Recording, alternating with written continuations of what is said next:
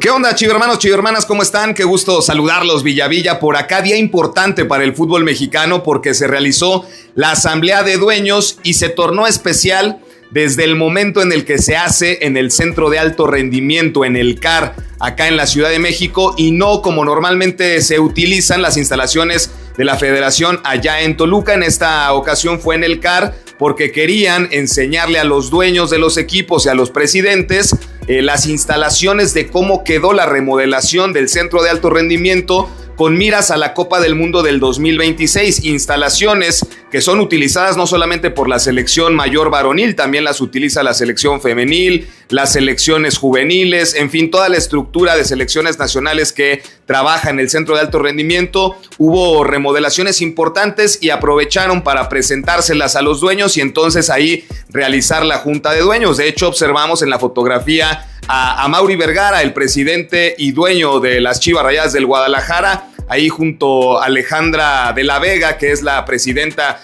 de los Bravos de Juárez. Ahí estuvo a Mauri Vergara presente en esa reunión donde se tomaron determinaciones importantes para el futuro de la Liga MX, de las franquicias, de la selección mexicana y por supuesto de la competencia de cara al próximo torneo que será especial. El Clausura 2026, el torneo previo a la Copa del Mundo, tendrá algunas particularidades de las cuales vamos a estar platicando. En primer lugar, ya se dio a conocer oficialmente que el torneo siguiente arranca el 9 de enero, tal y como se los habíamos estado comentando. Viernes 9 de enero arranca la Liga MX. Guadalajara iniciará su participación el día 10 cuando reciba a los Tuzos del Pachuca. El calendario, el resto de los partidos se dará a conocer en los próximos días. Otra de las determinaciones que se confirman es que la liguilla se va a jugar sin seleccionados mexicanos,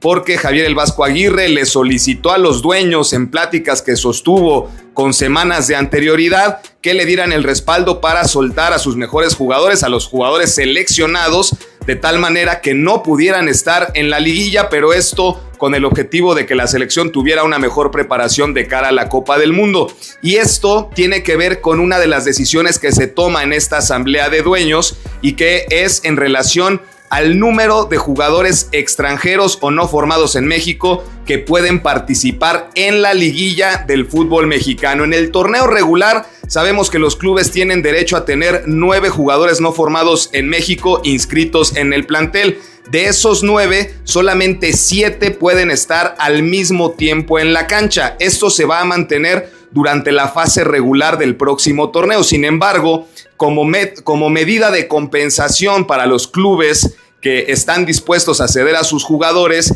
en la liguilla los equipos van a poder utilizar sus 9 plazas de no formados en México en la cancha. Es decir, en un partido de liguilla de los cuartos de final, cualquier club, evidentemente Guadalajara no, pero los otros 17 van a poder utilizar a sus 9 jugadores extranjeros al mismo tiempo en la cancha y complementarlo con 2 jugadores mexicanos. Esta es una de las medidas que se adoptó en esta asamblea de dueños, muchachos, y que todos ganan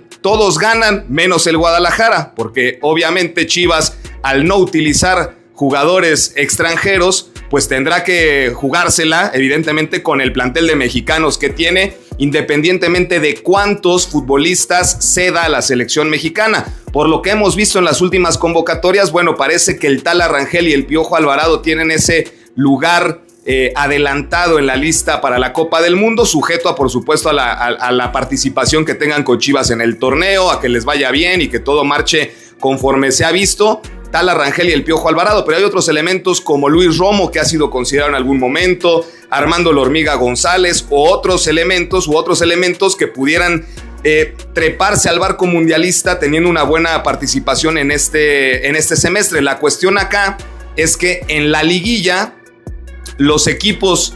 independientemente de que den o no seleccionados a la selección mexicana, van a poder tener ese beneficio de usar a sus 9 jugadores no formados en México. Por ejemplo, si en dado caso el Necaxa, que es raro que mande un seleccionado a las concentraciones del Vasco Aguirre, el Necaxa, si ellos no reciben convocatoria de jugador a selección nacional, no importa, podrán utilizar en la liguilla, si es que clasifican, a sus 9 no formados en México. Los Tigres, ellos sí tienen opciones de mandar alguno que otro elemento de selección mexicana. Diego Lainez, por ejemplo, ha sido de los que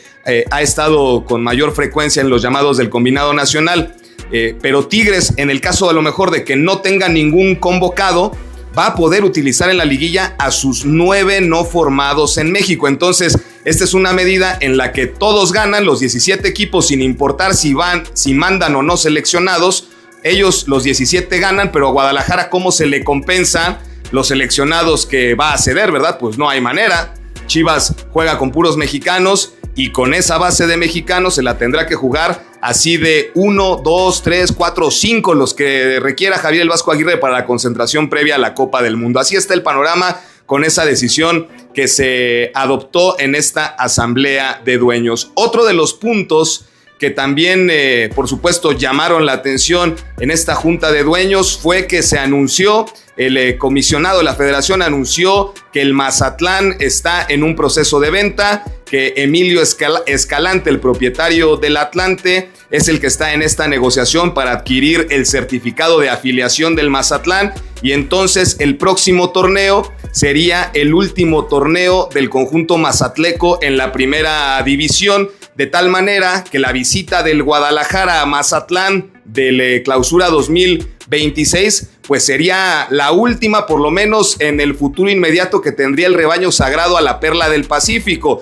Así que si ustedes están dentro de su planificación para en algún momento dado conocer Mazatlán, si no conocen, o conocer el estadio, pues es el momento que lo hagan si es que son aficionados del Guadalajara o de cualquier otro equipo, porque a partir de la apertura 2026, es decir, cuando se termine la Copa del Mundo, ya el Atlante estaría de regreso en la Ciudad de México, tomando el lugar del Mazatlán en la primera división. Así que ahí está, para que muchos de ustedes de pronto hacen sus planes de vacaciones o para tomarse algún fin de semana y conocer algún punto del país. Bueno, pues en el caso de que quisieran ir al partido de Mazatlán contra Guadalajara, que va a ser en Mazatlán porque Chivas recibió a los Cañoneros en el Apertura 2025 en aquel resultado favorable para Chivas de 2-0, entonces ahora a Guadalajara le toca pagar la visita a Mazatlán y sería la última del rebaño sagrado en el Estadio El Encanto, por lo menos en el futuro inmediato. Ya después, si el Mazatlán en algún momento dado regresa a la primera división bajo otro esquema, bueno, pues ya se vería, ¿no? Pero de entrada, ese sería el último partido del Guadalajara en la Perla del Pacífico. Otra de las decisiones que se toman en esta asamblea de dueños es evidentemente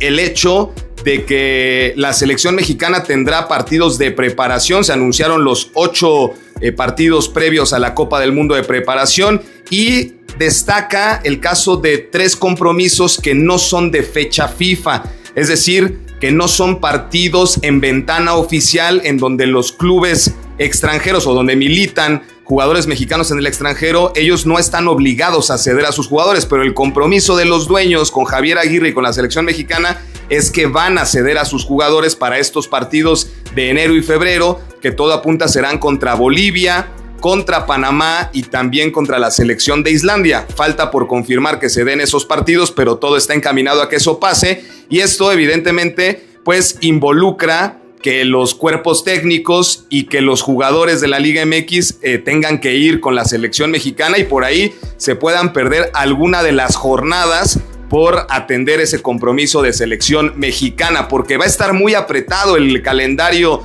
de la Liga MX. Habrá 3 jornadas dobles y tal y como se los anticipaba cuando dimos a conocer que Pachuca y Juárez son los primeros 2 rivales de Chivas, la jornada 2 es jornada de media semana, entonces el torneo se va a ir de volada